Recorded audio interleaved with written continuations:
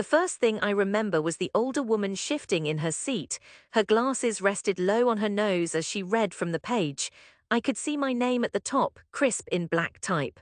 I fixated on that familiar spelling, even as her words dulled into a blurry drizzle. The harsh fluorescent light overhead was cold and flattened every color in the university committee room.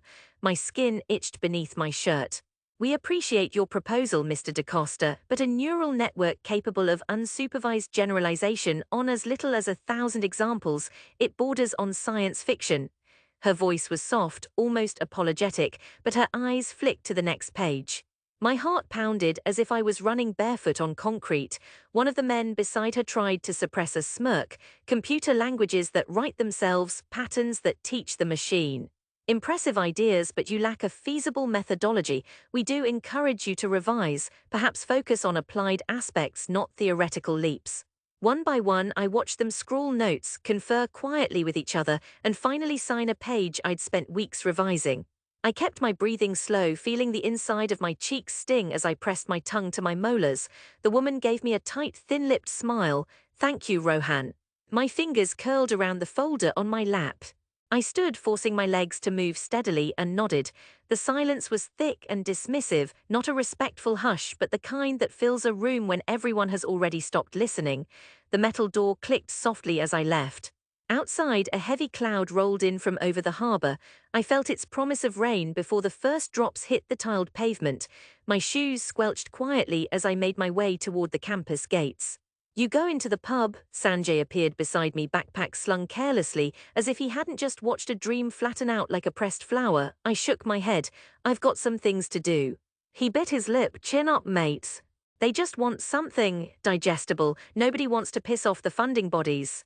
It wasn't about digestible, it was about dreaming too big, I said. I half expected anger, a flush of hot shame, but it was just a slow, steady silence settling in my chest. Resolve formed in the quiet corners. I walked through the darkening city, the clouds spilling their grief onto steel and glass. Buses hissed past. I watched droplets race down windows, distorting the world into watercolor streaks. Sydney in winter is a city of dim lights and muffled footsteps. I disappeared into its crowds, carrying 27 pages of rejected brilliance in my satchel. I returned home late, sodden and cold. The apartment above my parents' shop always smelled faintly of spices and dust. Inside, Amar was folding laundry, the evening news droning in the background. Appa raised an eyebrow over his glasses. "Committee meeting." I nodded, slipping out of my shoes. He shook his head. "Too much time on computer. Waste when you could just join the family business. What do you expect, making crazy proposals that nobody understands?" Amar sighed, pressing a shirt into a neat square. "Only big companies do things like that, Rohan. You have to start small, practical, no shame in doing honest work here." They meant well, at least I told myself so, but their words landed with the sour sting of a lemon squeezed over an open cut. Appa was right in his own way. DaCosta's market had fed us and clothed us. The weight of long hours, of fruit crates and ledgers filled with neat, careful numbers, was what kept the lights on. But I felt pulled by something irrational and bright inside me, a shape made of code and possibility that I could never explain to people who'd never spoken the language of dreams. In the days that followed, jokes drifted through family WhatsApp threads.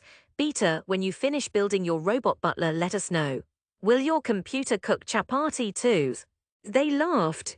Some with affection, some with a hint of irritation, old aunties whose children already worked for well-known companies, uncles who didn't understand why I didn't just join a consultancy firm or get a proper bank job. Even my little cousin Neil sent a meme of a robot with a speech bubble, 404, success not found. I learned the silence of swallowing words.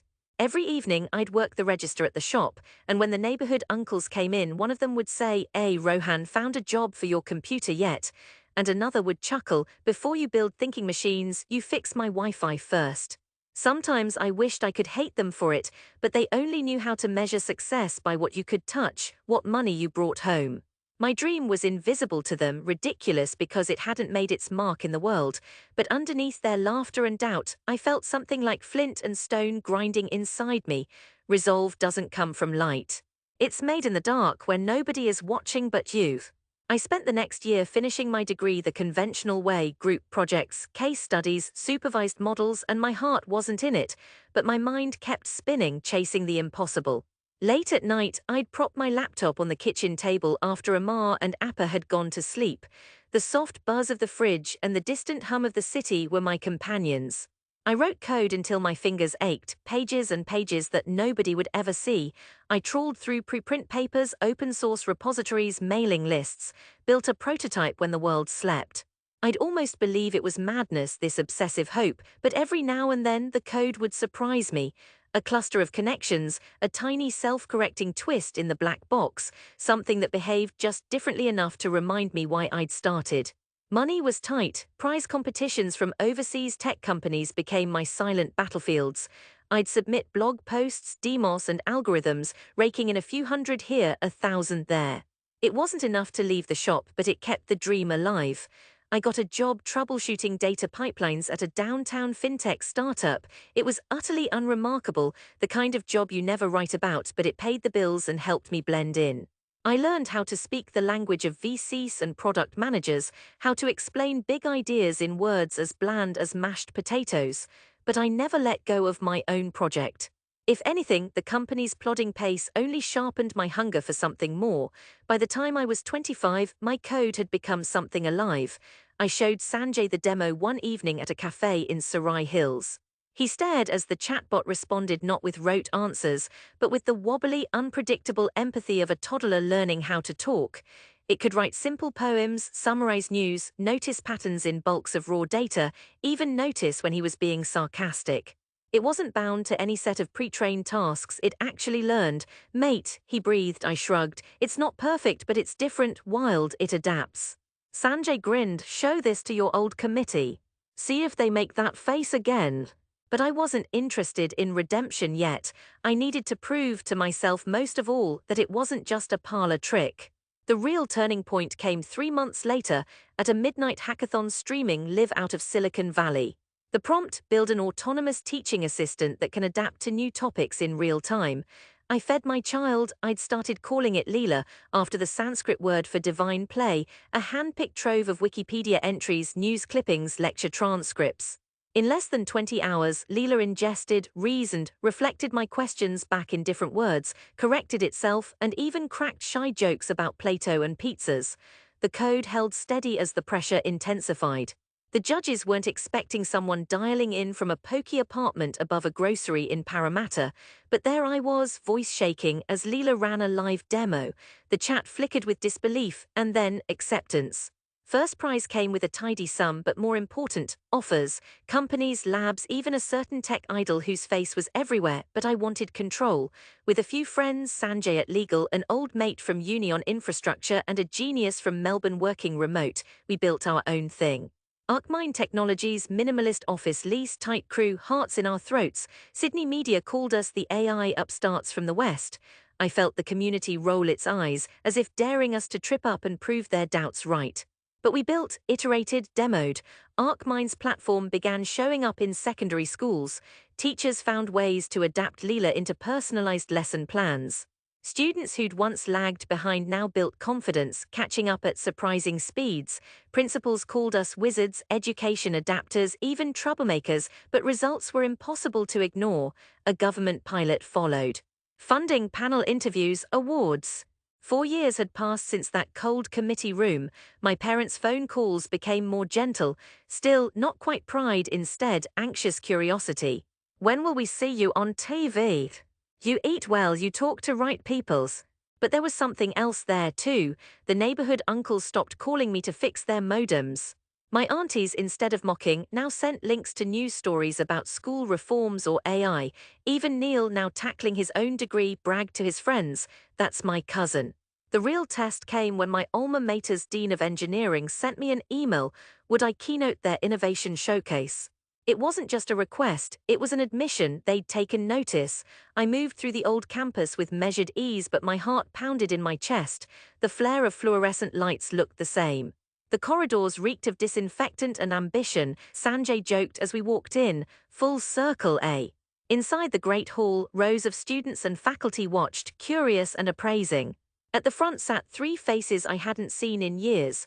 The committee woman, her glasses now perched higher, the man with the smirk, a newer brown-skinned professor, his eyes kind. As the MC introduced me, the years contracted into a tight, molten sharpness under my ribs. I told the story of Arc Mind, how Leela had gone from a rejected thesis to a working system helping thousands. Kept the language honest, no flourish. The old committee watched, trying not to show their surprise. I rolled out the demo. Leela's interface spread across the big screen, responding to live questions from the faculty, a challenging calculus problem, a composition prompt. It solved, rephrased, and teased one of the old committee men with a maths pun so crisp that even the students laughed. Then I pulled up statistics: schools in Western Sydney, rural Queensland, public classrooms in Mumbai. Leela's improvements, test scores, engagement, retention, all graphed with the merciless objectivity of data. When the applause came, it felt less like noise and more like a tide heaving in and out. I looked at the old committee. The woman with the glasses stood composed and offered her hand. "Mr. DaCosta, or do we say doctor now?" "Rohan is fine," I said, and even my voice sounded steadier. Afterwards she found me by the stairs. Her jaw was set but her eyes softer now. "We should have listened harder," she said. "Sometimes the pace of dreams is faster than institutions." "I think dreams don't worry about pace," I replied. "They just keep moving." That evening, as dusk fell heavy over the city, I found myself back at my parents' shop. The air smelled of cumin and summer rain. Amar was at the till, scolding a supplier down the phone in rapid-fire Tamil. She caught sight of me and her face split into a cautious, delighted smile. "You finished your big speech?" "Yes, Amar." Appa appeared from the stockroom, wiping his hands on a towel. For a minute he just studied my face, as if searching for the nervous university kid he'd once known. "We saw on the live stream," he said, clearing his throat. "Very clever, you did this all yourself." "Not all by myself, friends, team. Community." He grunted. "The computer, it really understands. As much as I let it, it helps people learn, not just numbers, real lives, kids who struggle, teachers who need a hand." He nodded, silent. I saw the pride flicker in his eyes, pride that dared not wear its name. Instead, he reached out and squeezed my shoulder, solid, warm, grounded. "Amar fussed with my collar. You eat first. Then you tell us everything." After dinner, I showed them Leela on my phone. Appa watched as the system solved a riddle, then offered encouragement for his English spelling. He tried to hide his wonder, but I caught him smiling under his moustache. Through the kitchen window, the sounds of the city hummed. For a moment, we sat together, parents and child, caught between old disappointments and new hope. I realized that the journey had never been about escaping their world for another or proving them wrong for the sake of it. It was about building a bridge, about returning with something real, not an impossible dream, but a gift to share. As they listened to Leela read a poem Amar had written as a girl, her voice drifting from code into memory, I felt that silence again. Not the silence of rejection, but one shaped by understanding. Resolve at last grown gentle. The ridicule had faded, replaced with respect, curiosity, maybe even a little awe from those who'd once seen only foolish ambition. I belonged here as much as anywhere, a son, an engineer, a dreamer who'd found his way home at last.